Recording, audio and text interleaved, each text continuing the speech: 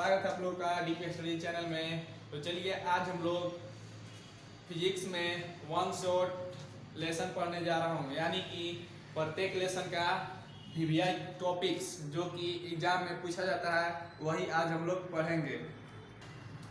चलिए आज हम लोग कक्षा 12 भौतिकी विज्ञान अध्याय 1 यानी कि इस अध्याय का नाम है विद्युत आवेश तथा विद्युत क्षेत्र। तो जो जो इसमें मेन टॉपिक्स पढ़ना है उस टॉपिक्स का मैं नाम लिख दे रहा हूँ जो कि एग्जाम में पूछा जाता है। तो देखिए हम लोग को यही मेन टॉपिक्स यानी कि वीवीआई टॉपिक्स पढ़ना है जो कि एग्जाम में इस टॉपिक से क्वेश्चन पूछा जाता है। तो फर्स्ट में हम लोग को पढ़ना है आवेश एवं आवेश के प्रकार। फर्स्ट में हम लोग यही पढ़ना है कि आवेश क्या होता है और आवेश के कितने प्रकार होता है।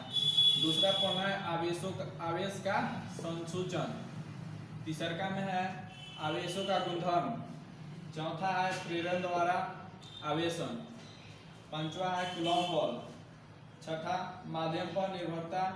इसी तरह से कूलॉम बल का सदिश रूप, विद्युत क्षेत्र एवं विद्युत बल, विद्युत क्षेत्र की रेखाएं, विद्युत फ्लक्स, गाउस का नियम, वलय का विद्युत क्षेत्र, सीधे तार का विद्युत क्षेत्र, कुचालक पृष्ठ का विद्युत क्षेत्र, चालक पृष्ठ का विद्युत क्षेत्र, चालक गोले का विद्युत क्षेत्र, कुचालक गोले का विद्युत क्षेत्र और सबसे लास्ट में हम लोग को पढ़ना है विद्युत द्विध्रुव। यही सब टॉपिक्स हम लोग अगर पढ़ लेंगे तो लेसन 1 से मेरा एकदम मतलब एग्जाम के लिए हम प्रिपेयर हो जाएंगे। तो चलिए सबसे पहले हम फर्स्ट पॉइंट पढ़ाते हैं आवेश एवं आवेश के प्रकार।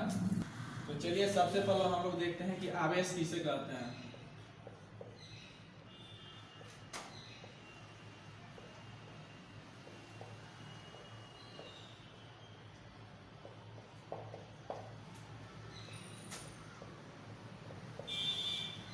वैसा आवेश वे मूलभूत इकाई हैं जो विद्युत क्षेत्र एवं चुंबकीय क्षेत्र उत्पन्न करता है, उसे आवेश कहते हैं। तो चलिए लिख लेते हैं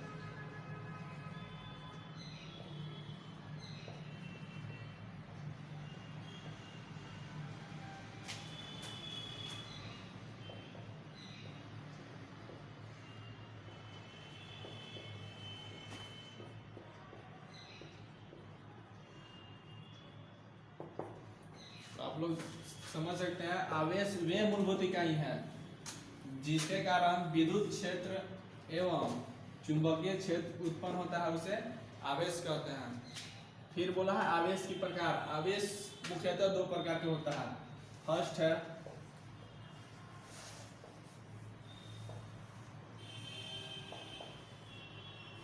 धनात्मक आवेश, दूसरा होता है ऋणात्मक आवेश।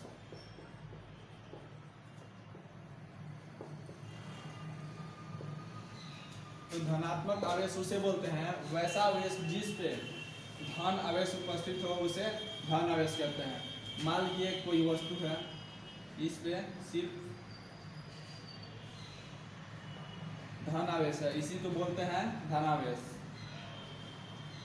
और ऋण आवेश वैसा आवेश जिस पे सिर्फ ऋण आवेश उपस्थित होता है उसे ऋण आवेश कहते हैं। मान लीजिए अभी कोई वस्तु है, इस पे ऋण आवेश है,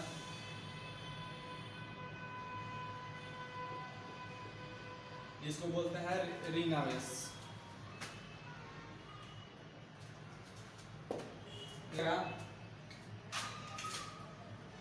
जैसे इसका हो जाएगा प्रोटॉन,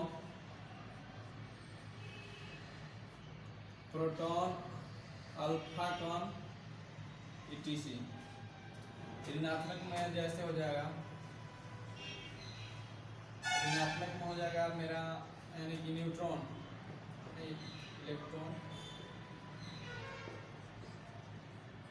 इलेक्ट्रॉन और बीटा कण etc। अल्फा कम कर दीजिएगा इसको। तो यही हुआ, आवेश के मिली दो प्रकार होता है, धनात्मक आवेश, ऋणात्मक आवेश। धनात्मक आवेश उसे बोलते हैं जिसमें सिर्फ धन आवेश उपस्थित होता है, उसे धनात्मक आवेश बोलते हैं। जैसे प्रोटॉन हो गया, प्रोटॉन पे सिर्फ धन आवेश रहता है और अल्फा कण पर भी धन आवेश रहता है। ऋणात्मक आवेश वैसा आवेश जिस पे ऋण आवेश उपस्थित होता है उसे ऋणात्मक आवेश कहते हैं। जैसे में इलेक्ट्रॉन हो गया, बीटा कण हो गया, इनिस हो गया। जैसे और एक उदाहरण देते हैं, जैसे Na+ है, इस पे देखिए प्लस आवेश है इसलिए इसको धनात्मक बोलेंगे, और Cl- इसमें माइनस आवेश है इसलिए इसको ऋणात्मक आवेश बोलेंगे। तो चलिए यहाँ तक तो आप लोग को समझ में आ गया होगा। इसका SI मात्रक हम लोग देखेंगे।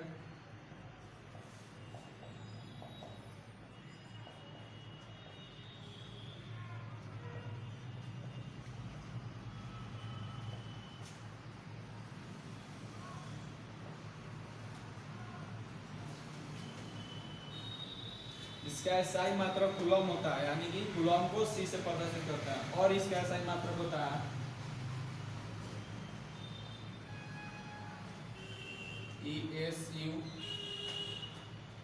ESU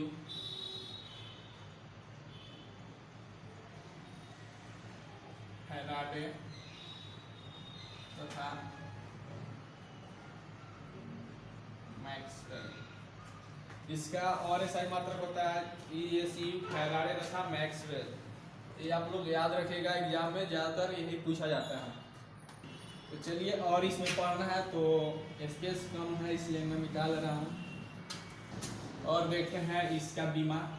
अब इसका बीमा होता है AT।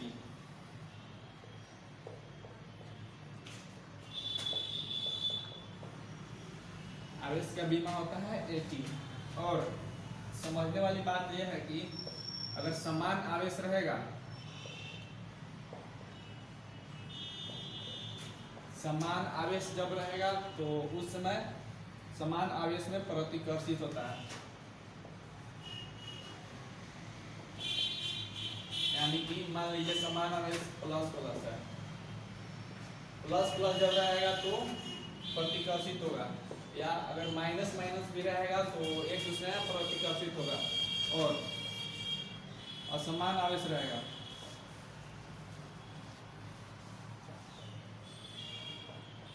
असमान आवेश रहेगा तो एक दूसरे में आकर्षित होगा। जैसे में अगर प्लस माइनस रहेगा तो इन दोनों में आकर्षित, यानी कि दोनों में खिंचाव उत्पन्न होगा।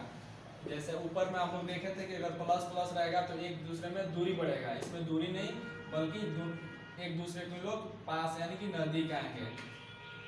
प्लस माइनस या माइनस प्लस ले लें, वैसे दिक्कत नहीं है। अब समान आवेश को आप सजातीय आवेश भी कह सकते हैं, और असमान आवेश को आप विजातीय आवेश भी कह सकते हैं। मैं आप लोग को समझाने के लिए समान आवेश और असमान आवेश लिया था। तो चलिए यहीं पे आवेश खत्म होती है।